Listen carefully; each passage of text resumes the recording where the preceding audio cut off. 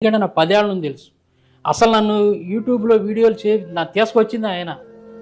నా చేత వీడియోలు చేపించింది ఆయన. నాకు ఆయనకు అవినాభావం సంబంధం చాలా ఉంది.